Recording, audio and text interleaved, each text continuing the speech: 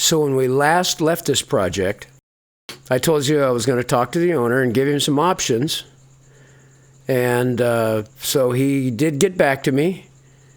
And what he wants to do is he wants to restore this Princeton amp back to what it was in 1965, which sounds like a lot of fun to me.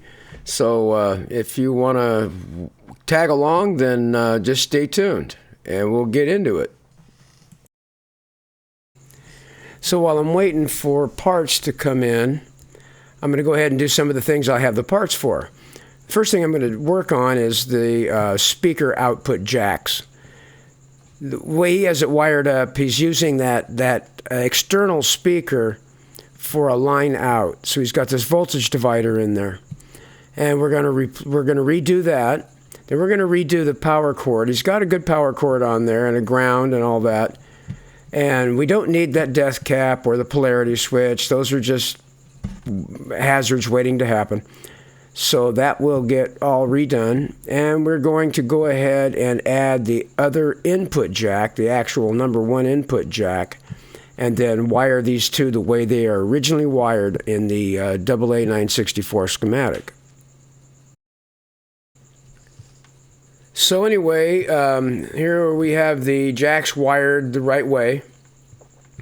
Now bear in mind, I'm going to straighten out some of these wires like you see there.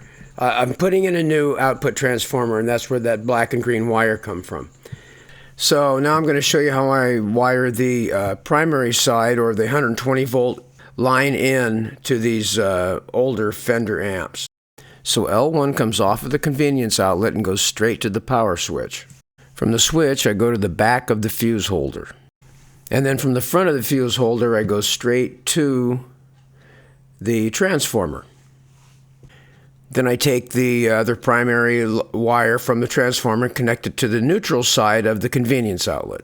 Now, a lot of guys run the power through the fuse first and then the power switch. Now, I don't see an advantage to doing it this way, but I do see a disadvantage. The disadvantage to this method is some 16-year-old guitar player, all of a sudden his amp shuts off. So he goes over there and he opens the fuse holder and he sees a broken fuse in there or something and starts poking around in there with a screwdriver, thinking the switch is off, and he gets knocked on his ass. So that can happen if you wire the fuse holder first. Well, I just want to keep that from happening, so I wire the switch first. So this is the input, both the input jacks 1 and 2, and Fender does this. They run resistors right off of the components like that.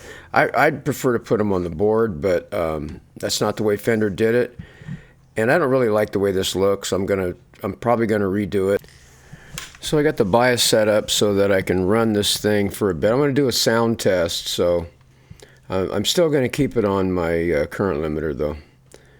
So I flip the switch on the amp, and it didn't take very long, and I heard this. Now that doesn't sound good at all.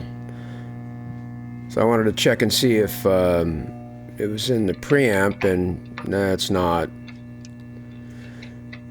So this is a power amp problem of some sort, so I'm going to have to dig into this. You know, I've got parts coming. I got new caps and stuff coming, so I'm going to wait till that stuff gets in before I address this. Yeah, this stuff here will get changed out. It looks kind of shitty anyway, but those two electrolytics, and then he's got the two old ones still inside that can cap that are 50 years old or older, so those have to go. So some of the parts came in. That's the output transformer, which is the correct one, and that can cap, which has 420 microfarad capacitors inside like the original amp did. So I've got an 80-watt soldering iron I'm going to use for this. If you don't use a big enough soldering iron, if it's not hot enough, then you end up heating up the whole area instead of just melting the solder. So I'm going to go ahead and see if I can get these ground tabs soldered down. And I'm not going to show a whole bunch of this because it is kind of tedious. So I'll end up doing all 4 of them like the other one was that I took out. And then And I'll start reconnecting the appropriate leads to those capacitors. So this is one of the node resistors. It's attached right to the can. So I'm going to go ahead and crimp it in there and get it soldered. So the other node resistors are on the board. You can see the 5-watt wire wound. That's for the screen. That's for the screens on the output tubes.